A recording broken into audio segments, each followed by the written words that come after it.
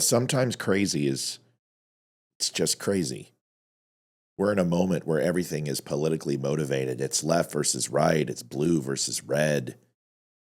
It's like a pathetic game of Crips versus Bloods without the consequence. But now there is consequence. And if you take two recent events over the weekend, they're both equally disturbing.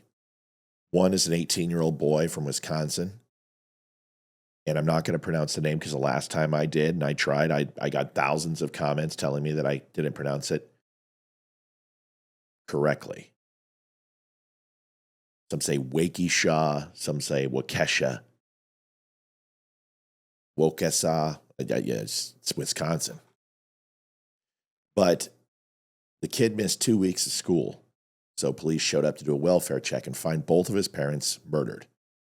His father was shot in the head. His mother was shot multiple times. What they uncovered is pretty staggering. He was already halfway across the country in Kansas. He was driving his dad's car with a .357 revolver. Thousands of dollars in stolen cash stuffed into a Bible and a pried open safe. 4 or 5 credit cards totaling about $14,000. It's a lot of money for a kid. He left behind writings with white supremacist rhetoric and violent anti-Jew hatred. He openly fantasized about assassinating Trump to start a political revolution. He'd been in contact with people in Russia. He bought a drone. He bought explosives and planned to flee to Ukraine. I guess where all Nazis go. And this wasn't really random violence. It was premeditated. It was calculated. It was cold. He was trying to launch something, in his words, something terrifying. And yes, by media definition, this would fall into a far-right extremist category. But he wanted Trump dead. The labels that are usually applied don't apply here. They don't stick.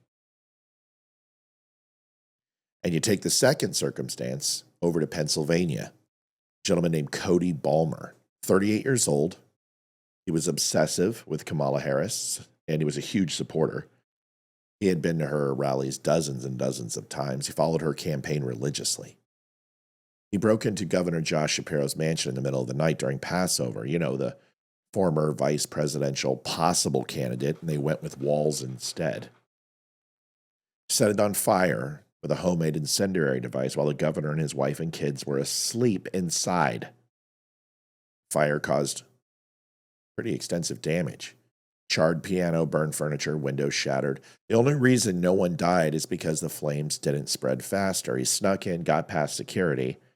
Might want to find out what's wrong with your security and perform these actions. These two men, 2 different backgrounds, 2 belief systems, but both absolutely deranged. Both driven by delusion, not policy. Both wanted to use violence to make some kind of point, and maybe that's the real story here. How broken our political culture has become, not because of the left or right that stands alone by itself, but because we've stopped seeing each other as people. We've turned politics into religion. We've stopped talking and started screaming. Look, I know what my show is about. I don't have all the answers. I just host a little show, share my views, and I can get fired up like most people. However, watching stuff like this makes you pause and realize there has got to be a better way to govern, to debate, to live side by side without thinking the person next to you is your enemy. That's my hope anyway. That we remember most people aren't the loudest voices in the room. They're just trying to raise families, work hard, and live their lives. It's the loud, the broken, the unhinged who keep hijacking the national conversation. And we've got to stop letting them set the tone. And right now, the tone is it's better to hate each other than have a conversation. It's better to hate each other than just simply say the words, I don't know. So I don't know. And you probably don't either. But what I do know is setting stuff on fire and screaming at the top of your lungs and shaving your head and celebrating the abortion of babies and sexualization of children is probably not the best way. And I will continue to espouse those things as nonsense. But what I will not do is focus on violence and celebrate people who do these things, like Luigi Mangione and others, who decide that their opinion is more important than your rights. Because in the end, in the written and natural law, it's not.